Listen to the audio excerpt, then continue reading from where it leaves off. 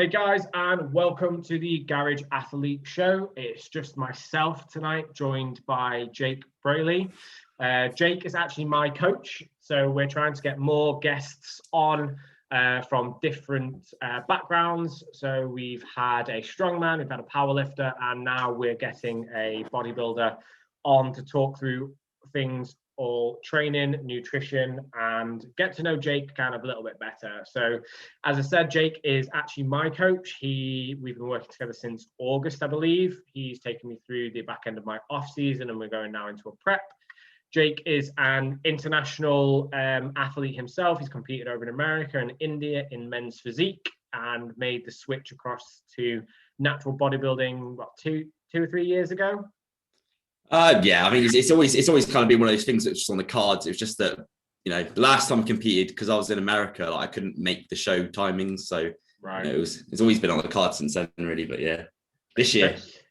So Jake's now put on a tremendous amount of size for a natural athlete and is now prepping for his first UK. Is this your first UK show? Be the first, yeah. I've competed in the UK before, but it'll be the first kind of natural bodybuilding UK show.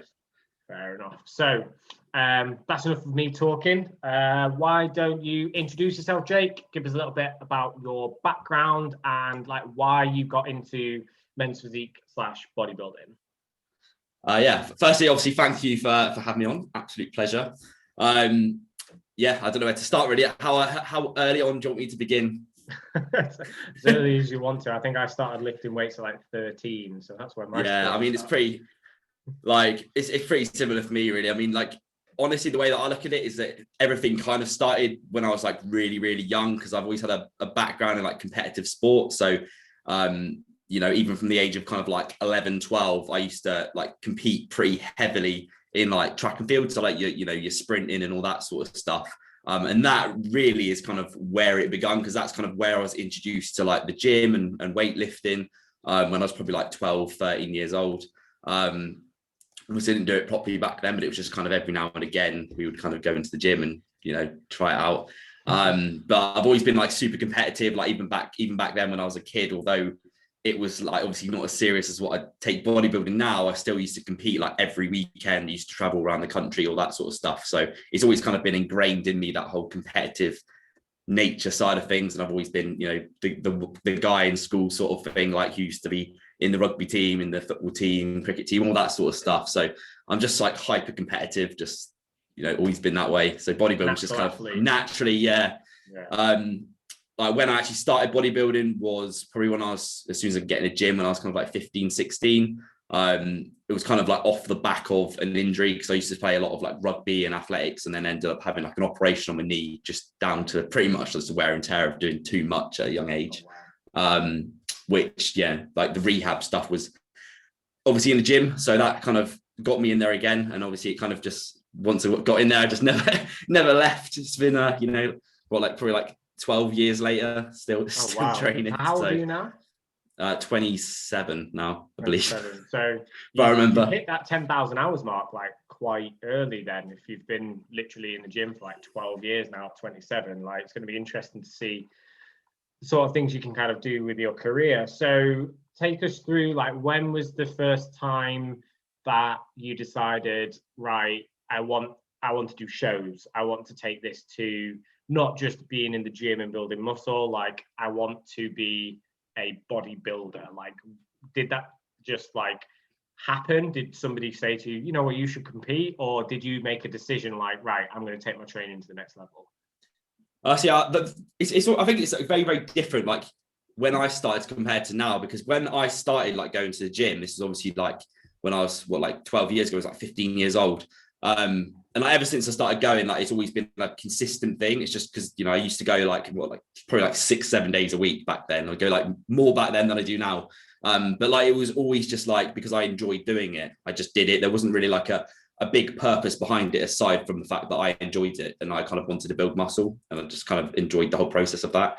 Obviously back then had absolutely no clue what I was doing, really. It was just kind of what everyone does, or what everyone did back then was just look on forums, look on your your bodybuilding.com and stuff like that, like watch the biggest guy in the gym and see what they do. And just a, you know, typical journey. But even since like I got started, I was always like, you know, looking at diet plans and looking at how to like train and, you know, all that sort of stuff. It was never just like, you know, just go in there and mess about. It was always, I always kind of took it relatively serious from the start.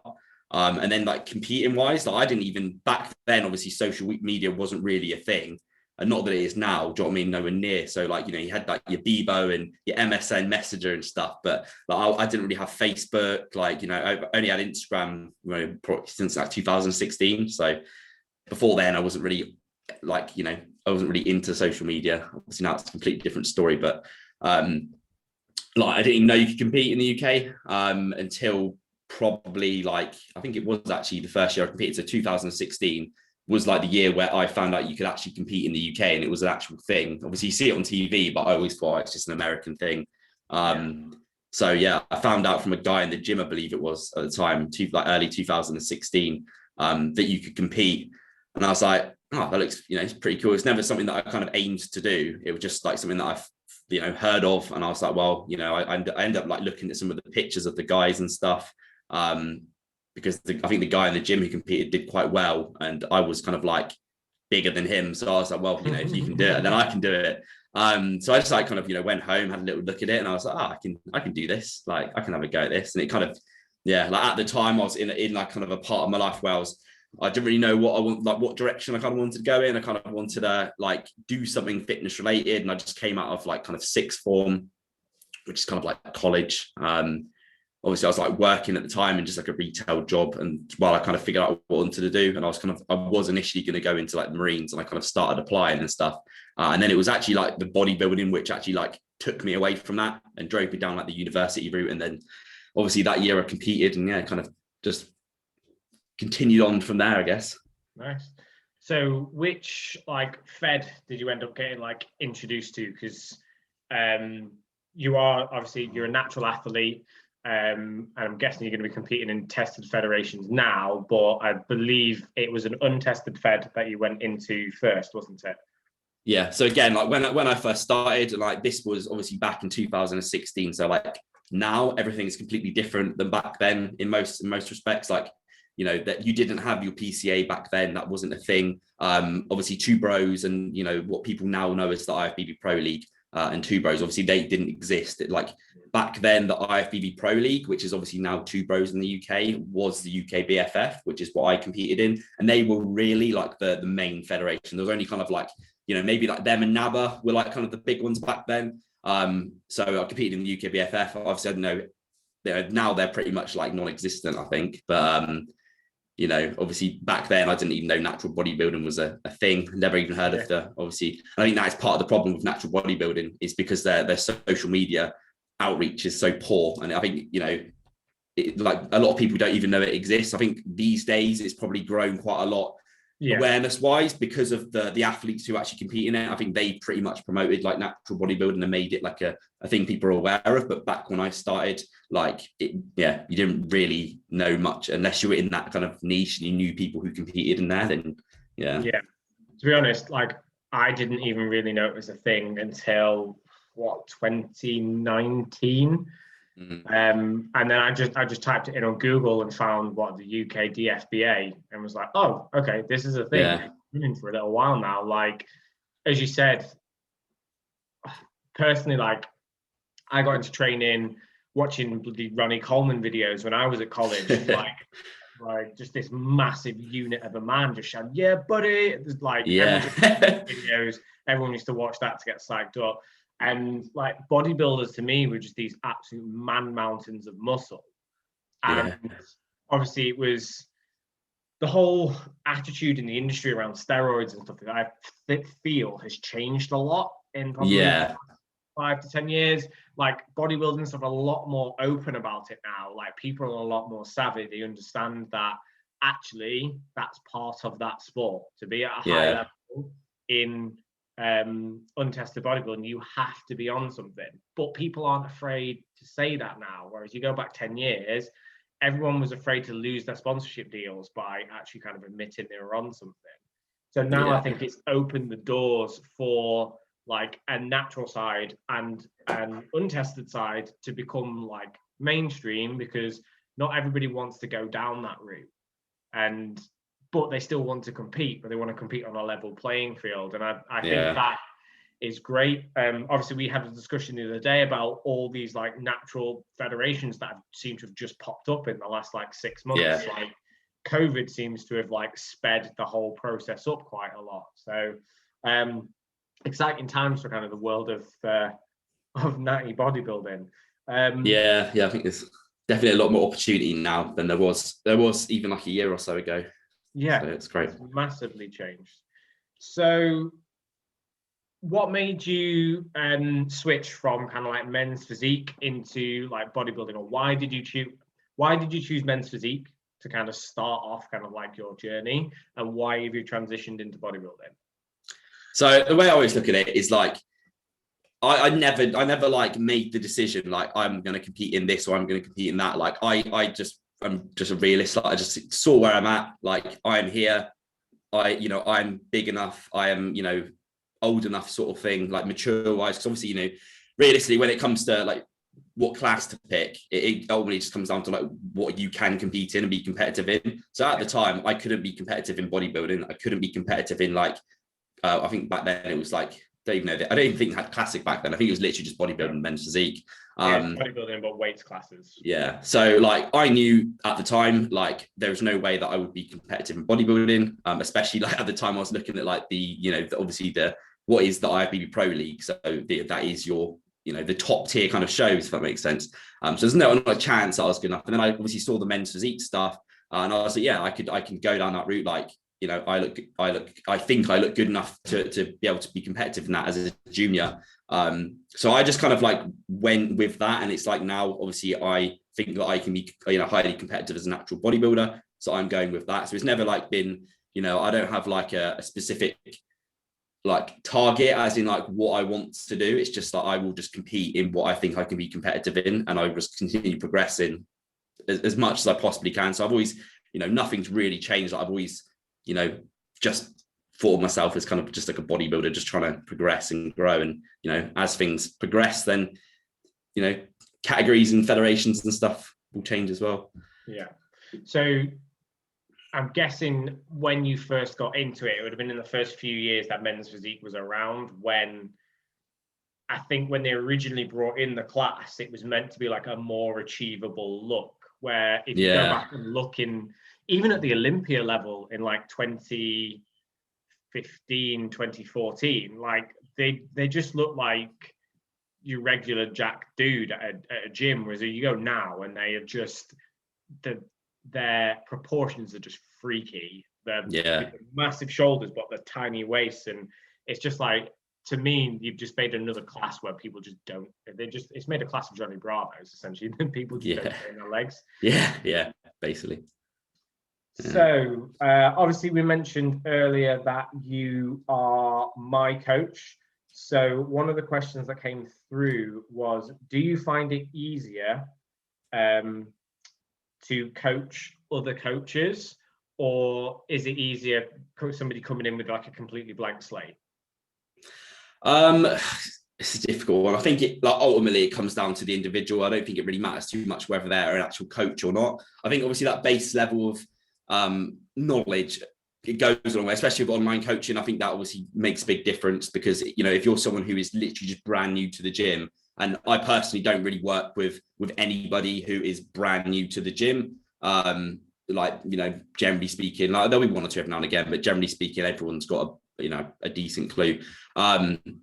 So yeah, obviously the more kind of experience and knowledge you have, the better, I guess. But then it's like anything. It's like, if you have learned the wrong stuff, you almost have to then unlearn that stuff. So it can backfire. It can almost kind of be backwards. Like, so I think the best kind of client is someone who's got a bit of an understanding, but is willing to like relearn and learn, if that makes sense. Which obviously, obviously some people are willing to do, some people, aren't. So I don't think it really matters too much coaching wise, but I think obviously, being like a coach yourself, I think it's quite easy for us to get along and understand each other with things that we do. Cause, obviously you have clients, and I think it is always nice knowing that the person who is being coached also coaches other people, so they kind of know what to expect, and obviously, know how things work. Yeah, I think from my end, it really helps because you're going through the exact same things that I am on a day-to-day basis, like clients joining, clients leaving, busy times. Like, we're both online coaches. We both have similar peaks and troughs. So, for example, when the gyms were all opening up the other day, like, you were very relaxed in terms of me getting my check-in across because I had a very busy weekend. But you could empathize with that because that's kind of the same thing. So, like, when I've coached other coaches as well, and it's, as you said, it's very, very person dependent. I think it's more about the personality of the person. Are they open-minded and are they coachable? So I've had clients that have come to me that are pretty much a blank slate, but they're not coachable. Like, they think they've hired you as a coach and they're literally questioning. Like, I don't mind answering questions, but when somebody's literally arguing with you about your approach, that's not a good coaching relationship to kind of have. And as I said, it's okay to ask questions, and actually it's probably quite a good idea to ask questions. But when you're literally like, well, I'm just not going to follow what he says, I'm going to do my own thing. It's like, why have you bothered hiring a coach in the first place? Yeah, I think that's the, that is the thing with, I think it's the thing with anything really, but especially obviously online coaching where, where there is kind of that, it's not like you're walking in a shop and kind of like buying something, you kind of, you're doing it online, you're doing it based off person. So I think some people do it for the wrong reasons. Like maybe they kind of see you on social media and just kind of want to get in, and then they realize that actually they don't actually want to learn, they just kind of don't know. But yeah, it's just this, I think at the end of the day it comes down to like the individual and yourself. I think it's the most important thing is that you actually get along with that person, and that you, like we said, like obviously you can kind of relate to them to some extent, which is why I personally find that a lot of the clients that I get are generally people within the industry who are PTs, coaches, or are looking to kind of get go down that route at some point in time. Because I think again, like you and I'm sure yourself will like pick up things from being coached to then apply to your business and stuff. So it's kind of like you almost get more out of it as well, which is always quite a nice thing. I think I quite enjoy working with people who are coaches and PTs, because it's not just a case of talking about the actual being coach side of things, but it's also we can kind of tap into the business side of things and that as well. It's kind of it's just more value, isn't it, really? Yeah, 100%. And I think like most good coaches have coaches because they understand the value of coaching, and they understand actually it's not like, I know how to set up a diet, I know how to set up a training program. Like, I'm not coming to you to do that, I'm coming to you to take that responsibility out of my mind so that I can focus on executing. The problem is, like, especially with something like a contest prep, is when you get 6-8 weeks out, your brain just stops working. Like, you're in such survival mode, you don't want to be having to make those minute decisions that are going to make the difference between looking absolutely peeled and looking off when you're on stage, when you're essentially in a state of fight or flight. So handing those decisions off to somebody else means that you can just concentrate on, right, here's my meals, here's my training, just get on and execute. And I think that's the bit that people that don't get coached don't understand, because like in their mind, if they're capable of doing it themselves, they should do it themselves. But just because you're capable of something doesn't always mean it's the best decision to kind of do it yourself. I'm probably capable of watching a YouTube video on how to fix my car when it breaks down. However, I'm probably going to take it to a mechanic because he's going to do a 100 times better job than I am. And it's going to save me a hell of a lot of time and a broken thumb probably when the car falls on me. Yeah, so, I think yeah, you're right in all of that. I think it comes down to individual, like like I was saying earlier, like some people are not coachable, and for some people getting a coach isn't a good idea, like they are better off prepping themselves. But as you said, like for a lot of people, and I would say for most people, if you're going to look at competing, especially, like getting a coach is a no-brainer. But again, like it's not it's not for everyone. Like not everyone needs, or is the best decision to get a coach. I think it ultimately comes down to that person. And I think most of the time people will pick a decision and run with it, like regardless. So yeah. Okay, so next question: do you think obviously we run the Garage Athlete Show? The majority of our listeners are from like the home gym groups, so they've got at home. So do you think a natural bodybuilder can be competitive with only a home gym setup? I think it depends on the home gym setup, really. Like, I mean, obviously I was training in a home gym during lockdown, but it was a well kitted out home gym. So I actually made just as much progress as I did during lockdown as I did kind of when I was, training in a normal gym anyway. But I think it comes down to the equipment, really. Like, if you're talking about the limiting factor being the gym, then I would say that, I would say that it depends on the kit. Like, if you've just got like, a pair of like light dumbbells and, like a few rusty bits of kit, it's going to be a little bit different to a lot of other stuff. But yeah. So Dan has just joined us. For those that are on the audio only, he managed to get his twins to bed. So yeah, Jake was just giving his insights on whether he feels that you can be competitive as a bodybuilder, kind of like from a home gym. And I would say I probably have to agree with that. It all depends on how much you're willing to invest at the end of the day. If you're willing to invest a good couple of grand and get like everything that you kind of need, then I think we've talked on a previous podcast about the 5 most bang for your buck like bits of kit that you can kind of get. But then when you then go into like bodybuilding, that then blurs the waters a little bit, because you need to be able to hit cables, you need to be able to hit things from different angles, having like resistance bands to change strength profiles. Like, it gets a little bit more complicated. Whereas when it's powerlifting and you've just got to kind of concentrate on the big three, you can get a lot more benefit out of just having a barbell and a squat rack and a bench. So yeah, how are you, Dan? Are you okay? Yeah, right. I've just been painting, so I did my chores, so I can come play with my friends now. Brilliant. Yeah. So yeah, nice picture. So where we've been going? Are we? What are we? Haven't talked anything training yet. Sorry. Haven't talked anything training yet. Oh, cool. That's kind of what we do then. We don't really talk about training. We just talk about other things. Cool, man. So, right, I'll just kind of, I guess, filter in from where we go. But talking about building weights at home, building physique at home, what's his name? Jeff Alberts, the 3DMJ guy. I think he's competing. He's still competing well into his 40s quite well from home.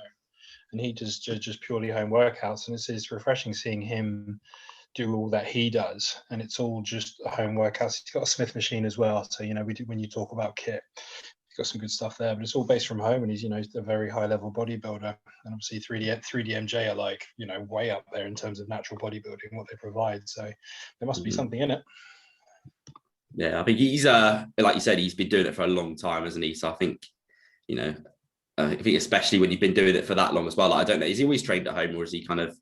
Well, that's the other thing. I don't know. It's one of those things that I think it's the same with powerlifting. Like, you can do it at home, you can do strongman at home, but sometimes it's nice to just go to the gym and go, I'm going to use that machine today. Or do you know what, that hits my, I don't know, your lat in a certain way, which actually feels really good for you. So I don't have to jimmy up some mental banded chain moving things around. I can just go off and use that machine. So I think it's doable. But I think, like we were talking to Ben last week, I think if you're going for that top 1%, that top 10%, I don't know any right at the top bodybuilders that train at home. I know there are some, of course, but I don't know any, like, really, we're talking upper echelon guys that train from home. Yeah, I think it's like anything. It's like how much are you, like, do you want from it? Like, it's like with food supplements, like if you want to get the extra percents, and you'll go to extra lengths to do certain things. But I think the same for gym. It's like, depending on where you train, obviously it's going to have some sort of impact on your ability to like maximize progress. But you can go in a really high spec gym with like a terrible kind of like mindset and, you know, attitude, and, you know, you can achieve way more at home with a good one. Yeah. So speaking of like moving on from that, like how important is exercise variation, particularly for a bodybuilder, for muscle growth? Can you sort of plow along with the same things all the time? Or from what I've sort of read into, you know, my brief understanding, I've come at it more from a strength athlete perspective. You know, bodybuilders seem to be, you know, they'll move their feet a tiny bit to try and get a bit more growth, or, you know, suddenly changing their grip on a lat pull down and stuff. I mean, how important is variation, and how often do you need to change it? I would say, like, you know, the basic things are like, you know, your squats and your deadlifts and your rows and your presses. Like, I think, you know, they're always going to make up the bulk part of any kind of bodybuilder's training, really. And until you get to the point where you're obviously, you know, maybe in your older years, you've already built up that muscle and you're just kind of fine tuning things.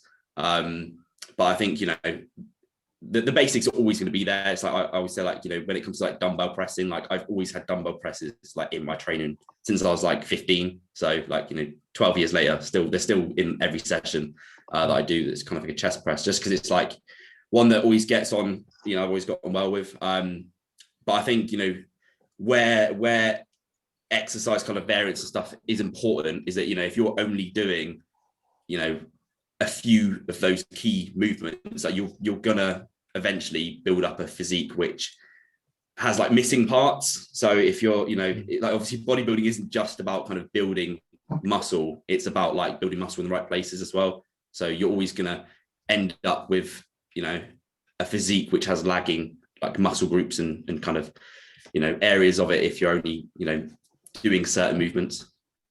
So how do you deal with that from a trainer, from a coach, when, say, a guy comes to you, a girl comes to you, and then you look at it, is it just, are they going off purely your judgment, or are they going off what they've had in a competition? Like, say a judge says my chest needs to come up, or do you have a look at them and think, okay, well, I'm going to place more emphasis on your delts this block, or, you know, do you sort of prioritize certain body parts for certain people that you work with, or do you kind of have like a bulk thing and then you add little bits in? So I think when it comes to training, obviously, that to a certain extent, when you get someone like new, I think, you know, if someone has a really clear weakness in a, you know, like someone has really bad legs, or someone has like a super overdeveloped, like, because what I often find is that when it comes to things like your arms and your kind of like, you know, chest and back, like quite often people will either have like a dominant chest compared to their like triceps, or the other way around, and like, you know, likewise for their back and their biceps, likewise for their, you know, quads and their hamstrings, like, you know, the opposing kind of muscle groups. Like most people are dominant in one than the other. So I think quite a lot of the time it's kind of like figuring out what those are. And you can quite often see them. Obviously, if someone's like lean enough, you can quite often see that from the beginning, and then obviously programming based on that. But I think a lot of it has to come from feedback, client feedback. So I think like you can program a session kind of based on like sessions and, you know, workout stuff based on that, but ultimately, you know, it's going to come down to feedback and, you know, ideally getting videos from clients, which, you know, not everyone wants to do, but, you know, if you want to kind of maximize it as a client, then I think, you know, videos and stuff are a good way to go. You get WhatsApp, you get videos of me WhatsApp every single week. I'm not afraid to send those videos across. Well, at least, you know, when you get the videos that you're doing the program and you're bought in, you can make feedback. I think, you know, I think we're all coaches here, and, you know, big thing for potential clients or people you work with, like, I'd rather be hounded than nothing, because then you can always say that that's a bit too much, and then you can back off. But my worry is when you don't hear one single thing from them, and you think, am I doing what am I doing working? Because, you know, I think, I don't know about bodybuilding, but powerlifting is kind of, you're taking your best educated guess. You're trying to work, you know, the best you can, but there'll be little things that you need to change.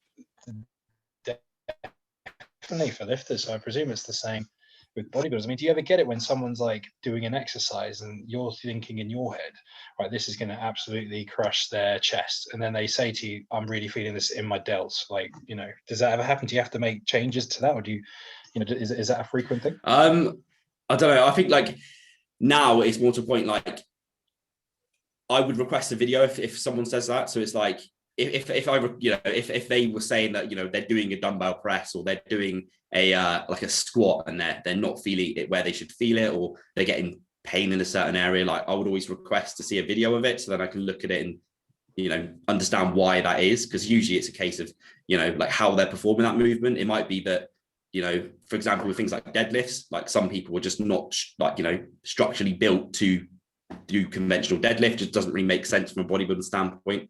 So, you know, it can be things like that, but yeah, generally I think it's just usually exercises are 4 things. I mean, everyone can perform every exercise and get a benefit from it, but often it's how people perform it. What's Dom's form like? Is he any good, or do you have to change him all the time? Oh, for always down. nah, he's good. I was saying earlier about obviously like coaching other coaches, and I think that's definitely one of the benefits of it, is that, you know, if you coach someone with a decent level of experience and knowledge in that already, it's not about like building something up from the ground, if that makes sense. You've already kind of built that base in you, and it's just kind of like building off from that. So it's more like making things that are good better, rather than, you know, actually getting something that's terrible and trying to make it like good. So you're not terrible, Don. Well done. No, I'm not terrible. Average. So one question that's come through is, what's a realistic amount of bodybuilding competitions you can enter being a natural athlete in a 12-month period? I think that's a hard question, that is, because it does come down to the person again. Like, you know, I've done like shows like all throughout the year before, but I'm pretty nuts. Whereas like some people I know that they'll do like one or two shows, and that's like all they can handle, like just the stress. I think again, like a lot of with bodybuilding shows, like what makes all the difference is just like your head, like what's in your head. Do you know what I mean? Like obviously, and you know, a lot of that is impacted by your actual like lifestyle as well. So like, you know, how stressful is your life? Like, have you got a stressful job? Like, are you in a relationship? Like that will make a difference. Do you know what I mean? Like all of these things, there's so many different things which come into play. So I think, you know, a lot of the time,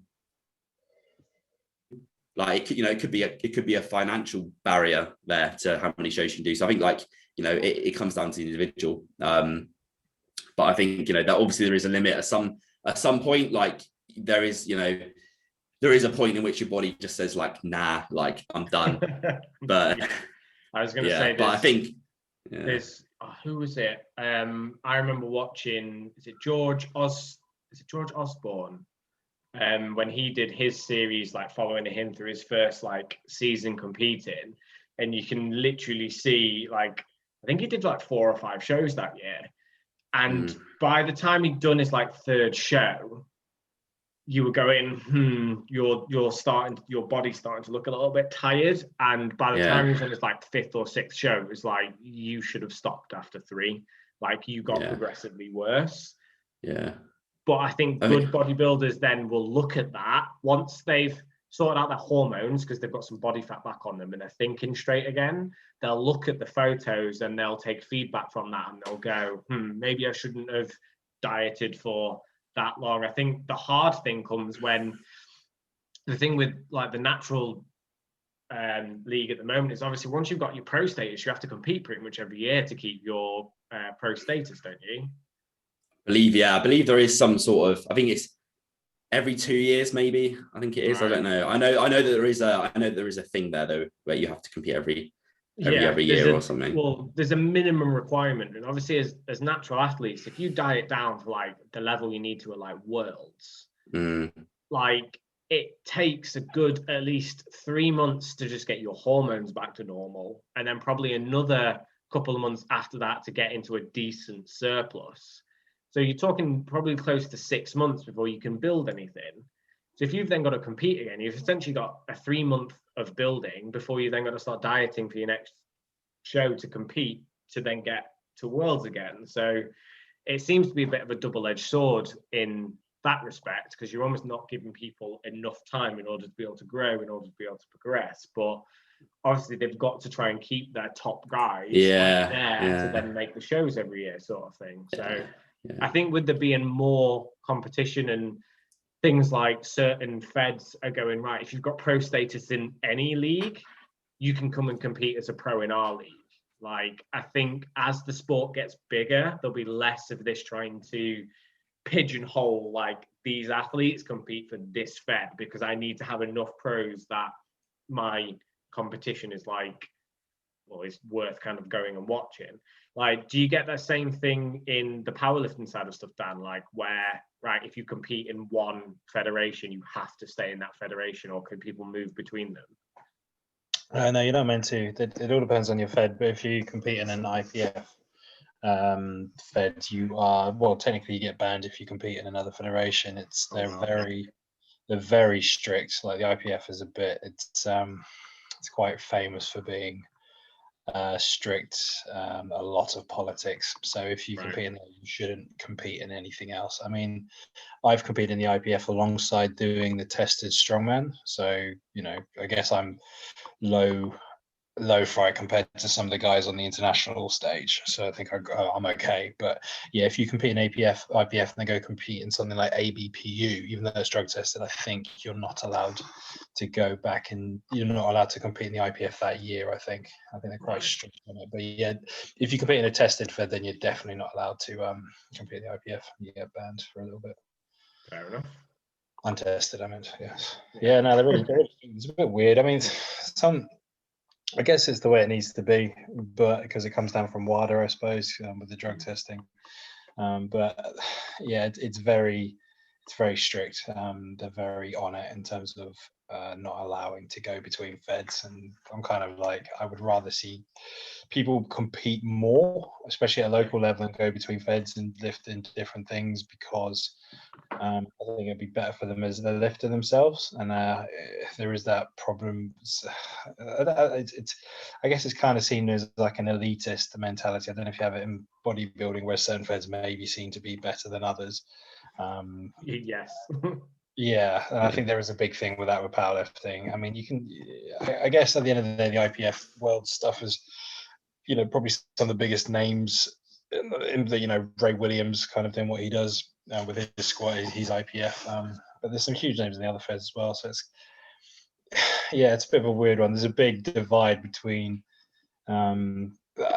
powerlifting between tested and untested. But I think this is one of the reasons you'll never see powerlifting on a big stage ever, because it's far too ridiculous and complicated, and nuances like this guy's in wraps, this guy's not in wraps, you're wearing a suit, you're not wearing a suit, you got to pause your bench line, why is he squatting to that depth but then he's squatting to that depth? So like, some people like powerlifting should be the Olympics. It's like, no fucking chance. Like, powerlifting's like watching paint dry.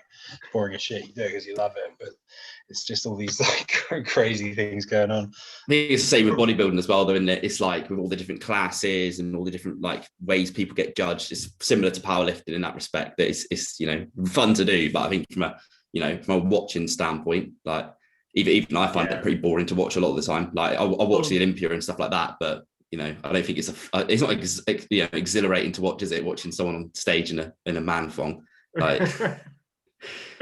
I think if you get like a normal person watching a bodybuilding show, like if you pick the top 3 from the Olympia, they wouldn't be able to figure out why that guy won over that guy. Oh yeah, like, the criteria on what it's like judged on. And then like, I remember I was discussing with somebody the other day, they were like, bodybuilding should be a sport. It's like, it's not really, like, the training for bodybuilding is a sport. The actual like competition day is a pageant. It's a beauty pageant. What it is. Like, that's how you're judged. You're judged the same as like Miss America. Like, that's what it is. It's not a sport. Like, there's no athleticism involved in standing on stage in your pants and flexing. I got told off for that, even though like I do it. I just accept it kind of as realism. I think it's as you said, the process of bodybuilding, like building the muscle, losing the body fat, like that is a sport that's like you're lifting stuff, that's kind of like a sport. But I think like you said, at the end of the day, like what actual competitive bodybuilding is, I think that's the difference in it between like bodybuilding and competitive bodybuilding. The thing where you get on stage, like you are standing on stage and you are being judged by like a panel of like 7 people who are basically just going to be like, that person, I prefer that person, he looks better, like, okay, that's that must be a hard pill to swallow. I remember CT Fletcher talking about this, like, what do you prefer, bodybuilding or powerlifting? And he was like, other, whereas bodybuilding is powerlifting is objective, whereas bad bodybuilding is subjective, right? Like, how can it be that you've done everything right, you've dieted, you've done everything, you look incredible on stage, you've absolutely crushed it, but then some judge says, "No, that guy," and you're just like, "Oh, but why?" Like that must be really mentally tough. Eh? Like, I mean, have you guys ever come across that at a show? For me, I've only competed twice. Like, it was more just, I was just happy to be there. I was happy to be there, look at my photos and go, you know what? I didn't look out of place. I just didn't want to be that fat guy on stage where everyone's laughing at you. She's like, what the fuck are you doing here? I think Jake's probably more. Why do I think of Ralph Wiggum when you say that? I had a nice time. No, I think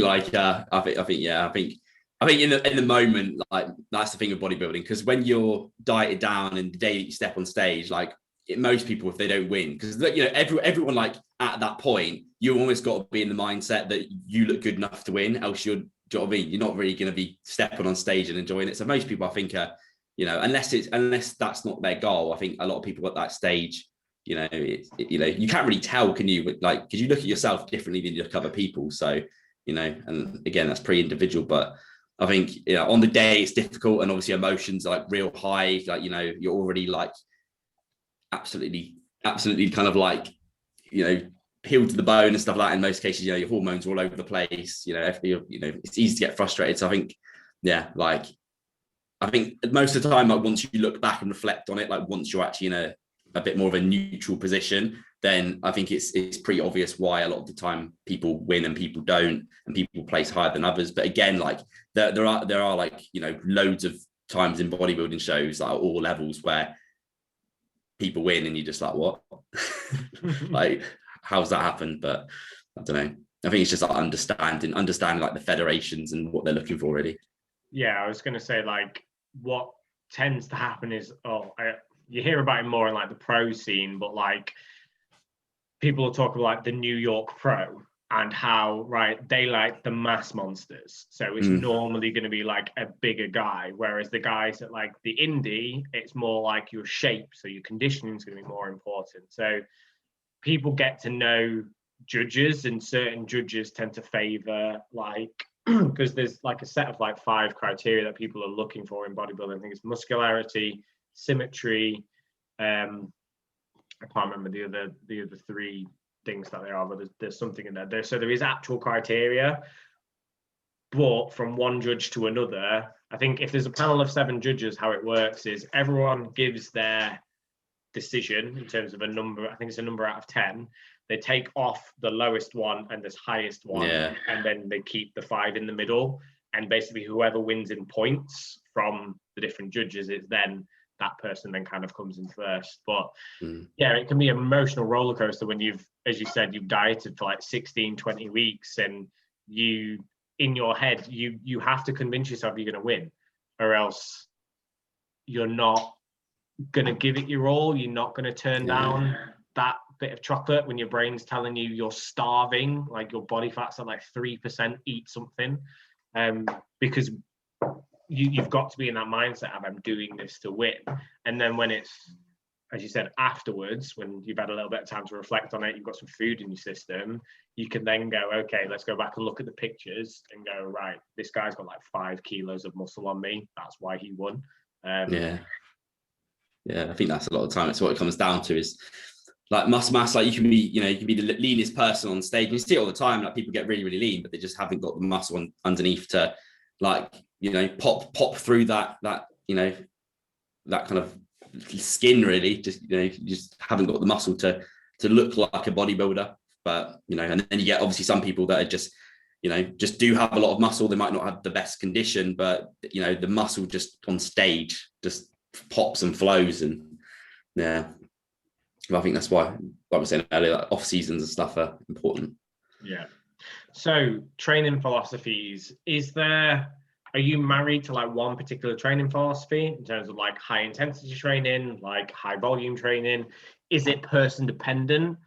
And then, like, how is it that you So do you train differently to how you train your clients, or is it right, I believe in XYZ? I think I don't know. I don't think there's a particular like training philosophy. I think you should obviously train as hard as you can possibly train and constantly try and it's all about progression at the end of the day. Like you should be training as hard as you can possibly train and aiming to continually try and be able to train harder. Likewise with volume, obviously, when it comes to like what you're doing in general, I think you should just be doing everything that you can do to almost progress it as much as possible. So, obviously with like volume and like the weight and stuff that you're lifting, I think it just comes down to like where you're at in your bodybuilding journey. Like obviously for some people, if you just can't do exercises properly and you can't connect to the muscles, like it doesn't really make any sense doing like a low volume form of training and trying to lift heavy, because you just don't know how to do anything. You're not going to learn if you're barely practicing. Whereas obviously for someone who's already gone through that phase of learning the skills and knowing how to lift properly and can contract everything right, can perform everything right, then I think it generally makes more sense at that point to look at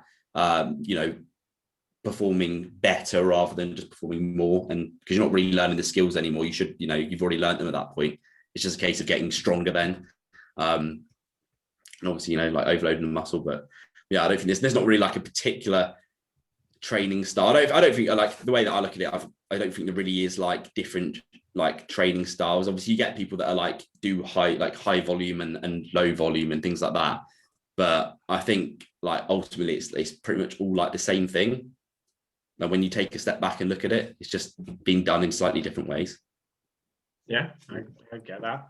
So do you think there's ever a place for, so obviously people talk about like the strength range is like 1 to 6 reps. The hypertrophy range is like 6 to 12, and then like 15 plus is muscular endurance. Like, do you think that's a little bit outdated now? Is there a place for doing like sets of 3, sets of 4 in bodybuilding? Would you tend to keep them between like sets of 6 to say 20 or 6 to 30, or is it, as you said, different tools for different times?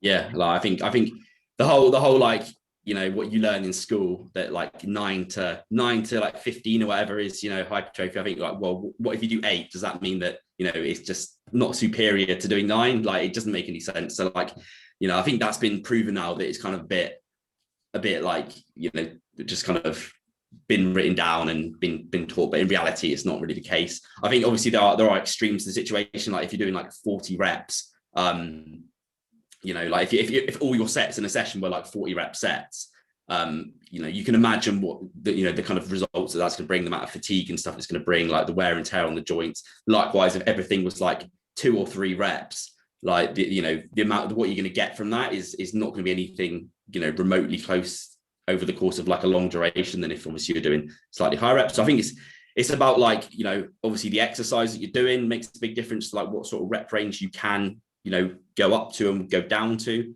So the bigger compound movements and things like that, I think you can go down to the lower rep ranges once you know how to do them properly. And I think it's important to get strong at them.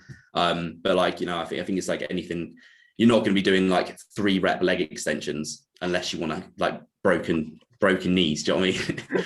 Whereas you can do like 3 reps and squats, if it's part of like the strength push or something like that. But again, I think it's like a time and a place for these things. It's probably more like tools in a toolbox rather than like, right, I don't get my clients to lift lower than 6 reps or things like that. Yeah. I think there's nothing that's like off the cards. I think it depends on the person, like where they're at and what they would benefit most from.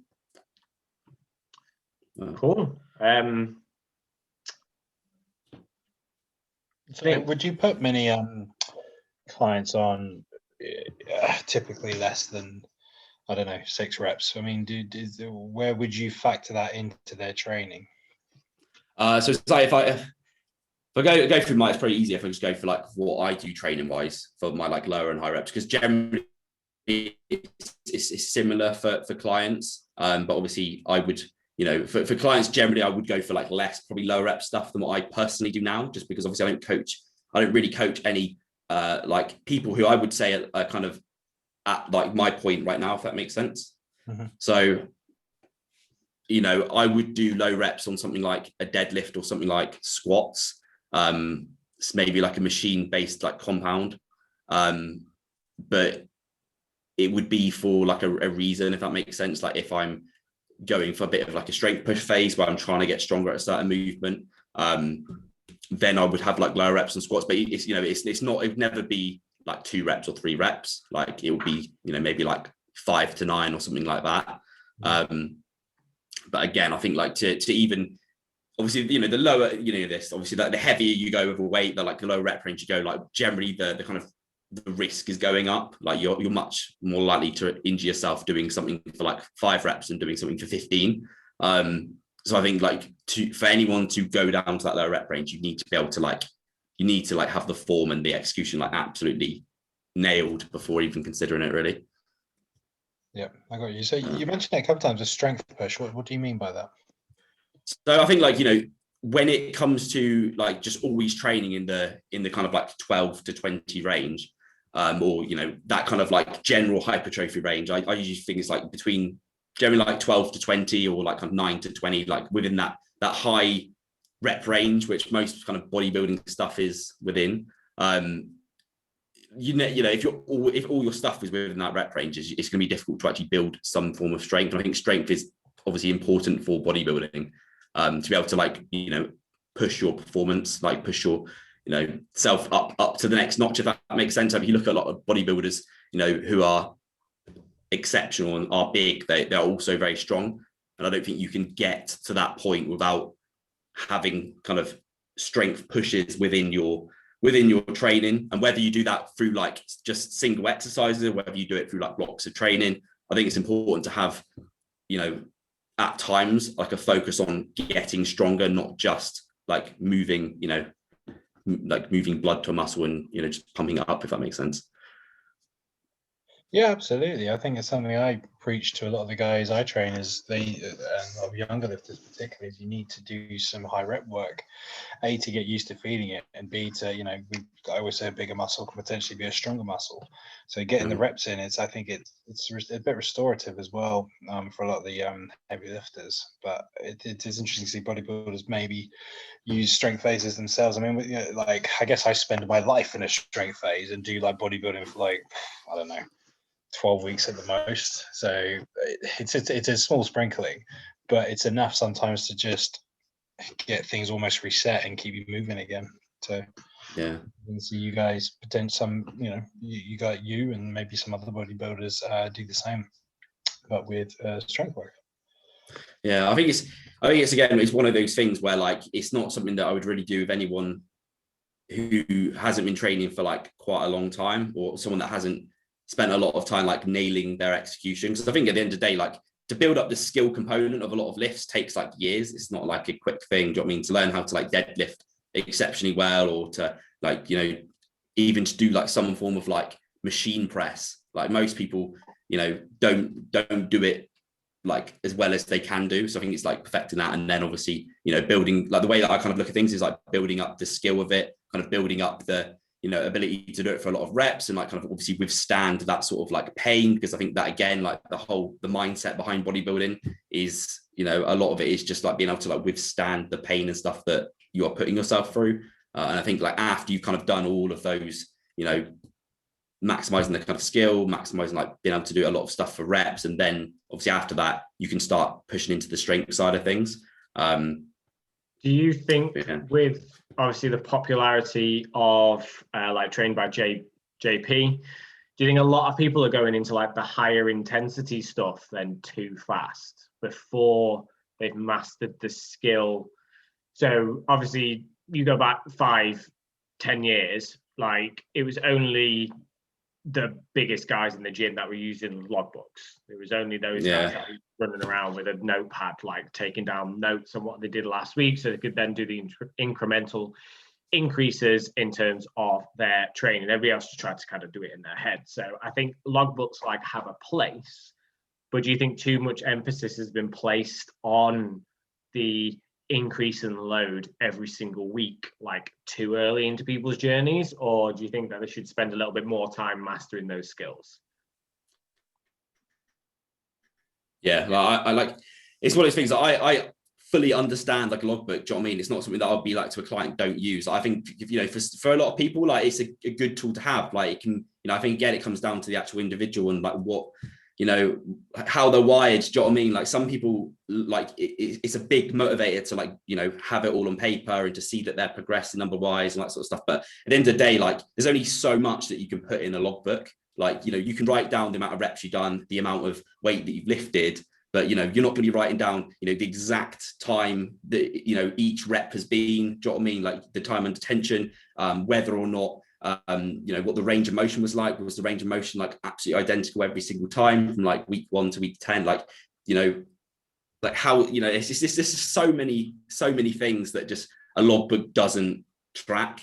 So I think until, like I said before, until like with obviously like JP and like high level athletes, I think, yes, like obviously with him, like I'm sure everything that he performs at his stage in training is identical. Do you know what I mean? Like he spent years and years and years and years, and you know, even when he started young and obviously was taught well from a young age, so he's probably like, you know, one of those people which, although he may have like 20 odd years of experience, is probably the equivalent to like 40 really, because he's, you know, but I think someone like him obviously using a logbook, or, you know, some people using a logbook who have already absolutely nailed that skill, they do everything exactly the same. Like, yes, then it makes more sense. But if you're someone who's like new to the gym and you don't even know how to lift properly, like what's the point in logging your lifts? I mean, it just makes no sense. Like you're logging lifts that are different and terrible. It's just, yeah, it doesn't make any sense, I don't think. I think that a lot of people get a lot more from just like not using a logbook and just paying more attention to actually like what they're doing and how things feel, and, you know, just learning within the session. But opinion. Yeah. I think you've hit the nail on the head there, really. I think they have their place, and I think actually it's a useful tool because a lot of people are massively underperforming in terms of the actual rep ranges they need to be training in order to get like a hypertrophic effect. Like if you ask somebody to go to failure, what are they actually getting to failure, or are they leaving like 4, 5, 6 reps in reserve? Like the average person is probably leaving quite a lot left in the tank. So I think it's a useful tool in that, in which people can actually work up their weights, and they keep hitting the top end and they go, oh, actually, I should have been working like 5, 7.5, 10 kilos heavier than I should. I think then, as you said, the danger is when they get to those top ends, are those reps sloppy? Or is their coach paying enough attention to their form to make sure that they are executing those reps to kind of a good enough standard to then be able to kind of get a benefit from it? So, yeah, interesting. Not sure. Do you have any more questions, Dan? I'm just trying to think in terms of the, like, we all talk about reps in reserve, RPE, knowing when to stop, knowing when to push. But I think part of the skill of doing what we do is actually learning how much can you actually do, how far can you actually go with it. If we're talking, you know, 10 out of 10 mean you can't do any more. Like if you haven't gone there, then I guess how would you know? Yeah. I mean, I like to think of 10 out of 10, you know, going somewhere is probably my version of RPE is maybe when it becomes like a major technical breakdown. But the aim is to get good enough with your lifting that those technical breakdowns don't happen as soon as they should, or in the way, you know, they can do. But I think for a lot of lifters, maybe they don't know what intensity is really. So it might be worth them doing a block of training where it is, you know, maybe, you know, Dorian Yates style, pushing it, seeing how, you know, how close to failure do you actually get, and then knowing when they do their sets, like, okay, are you actually doing, you know, 4 sets of 10 with, you know, 2 reps in reserve on each set, or are you not? Like, is it more like 3 reps, or, you know, 4 reps in reserve? So it might be good for them to, you know, experiment with that and have a little push into those higher zones. That's just my thoughts on those kind of things.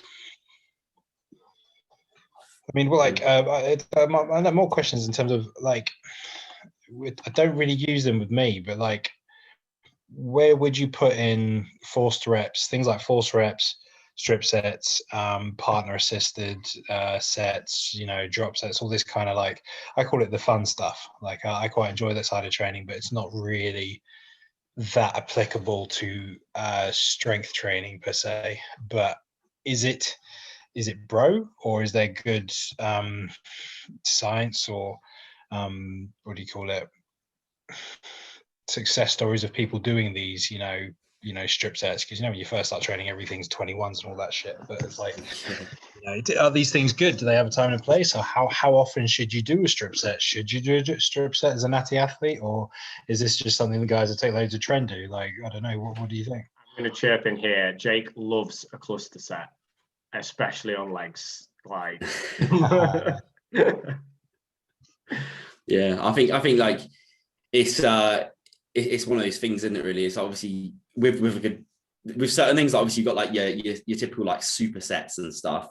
Like, I think that there's not really many places where something like a superset has like a kind of massive benefit. Obviously, it's one of those things, like, if you enjoy training in that sort of way, like, at the end of the day, like, you're not gonna do any harm. Do you know what I mean? You're still gonna get great results doing loads of drop sets and supersets. And I think when I was a lot younger, like, I used to train like that. Like, I used to do loads of drop sets and supersets and everything that you would see on your favorite bodybuilder and stuff doing. But then, like, as I kind of learned more and became a bit more mature and stuff like that, like, kind of a bit more experience, that you kind of learn that there's still just better ways to do things if you want to, like, kind of get results in the long run. And I think, like, what my, like, general approach of things now is that I will occasionally do, like, drop sets, but it's not really something I program anymore. Like, drop sets, I think it's something that is almost, if you were to try and, like, the way that I would use one, like, did one today, is like, if I was to try and progress on, like, a chest press machine, and then, ideally I'm looking to get between, like, I don't know, like 7 to 10 reps, and I only got like 4, then I'll just do a drop set and get the rest of them, just to get, like, that extra bit of volume in, if that makes sense. But it's not really something that I see the point in, like, programming in. But then obviously when you've got things like rest pauses, like, there are something, rest pauses, cluster sets, whatever you want to call them, but I think they are probably like the best way to the best way to kind of bring something like that in without it becoming some sort of, like, triple drop set where you're just, like, just doing as much as you possibly can before your arms drop off. So I think like drop sets and cluster sets are a good tool, but I think from, again, like my experience is in utilizing something that allows you to use the maximal load but get more time under tension with it is more useful than something like a drop set, where it's literally just increasing the amount of lactate burn that's kind of in there. So, like, maximal tension with more time under tension, in theory, equals more growth. So I was just the same as Jake. Like, when I was running around the gym, like, you'd have the stack and you do the heaviest set and then do one pin down, do as many reps as you could, one more pin down. You end up doing like 6 like sets, and by the last one there's no weight on it, but your arms just feel like lead. But, like, because it burned, because it was painful, it felt like you were doing something. Whereas a lot of that's probably junk volume, and how fried is your central nervous system after that? You've just done like 100 reps across like 7 or 8 different weight ranges. Like, if you've then got 2 or 3 of those in there, like, how many effective reps could you get in that 100? Probably not a lot of them, and you've probably wasted a lot of energy doing that you could have gone onto a different machine, used a heavier load, and done the same amount of time and tension with more force going through. I think it's one of those things where it's like something like, obviously rest pauses and cluster sets and that are good. Like, there's something that I have in there, but you'll never get like loads within a session. Like, there'll only be a scarce amount within each session, because you can only do something like that a certain amount of times within one given session, because of the amount of stress that it puts on, like, joints and stuff as well, like, more than anything else. And it's like, it's not just about that specific exercise. And one thing that I find people do a lot is they focus on like the micro too much rather than just taking a step back and actually looking at everything they're doing. So it's like when I look at training, it's more from like the bird's eye view of over the course of like the month, or, you know, over the course of that training split over the week, rather than just like that's one exercise or whatever. Because, you know, you can do something in one session, which then it might be great. You might get like a lot of results for, you know, you might do that kind of that squat triple drop set or whatever it is. But then, you know, if that impacts like your back session and your push session because you're fatigued, and, you know, certain muscles and joints and stuff like that are absolutely like, you know, wrecked, then, you know, it might be good in the micro, but in the macro, it's, you know, not really gaining anything from it. Cool. Yeah. I think that probably about wraps it up. So thank you for all your time tonight, Jake. I can see it's getting dark by where you are. So where can the guys find you on social media if they want to kind of see some more of your content and watch your prep as you're getting ready to compete this year? Best thing to do, just type my name into @ and then Jake Brailey, and it's Brailey, because people always spell it wrong. But yeah, just type my name in. I'm sure it'll be mentioned somewhere within this. I have to. Yeah, I'll put the link to your Instagram in the show notes as well. So yeah, been great to have a bodybuilder on. So we are trying to mix up things a little bit in terms of the guests that we're kind of getting on at the moment. Some more exciting guests kind of like in the pipeline. We've got some more powerlifters, hopefully going to get some more equipment manufacturers on as well, with us kind of coming out of lockdown. It's going to be interesting to see how many of these like pop-up companies are still going to be around in 6 months to a year's time. Now demand's kind of dropping off. So yeah, thank you for all your time tonight, Jake. And thank you for having me. No worries. And yeah, good luck with your competitions this year. Yeah, good luck with yours as well. Yeah. Right. No, thank you for having me on. No worries, guys.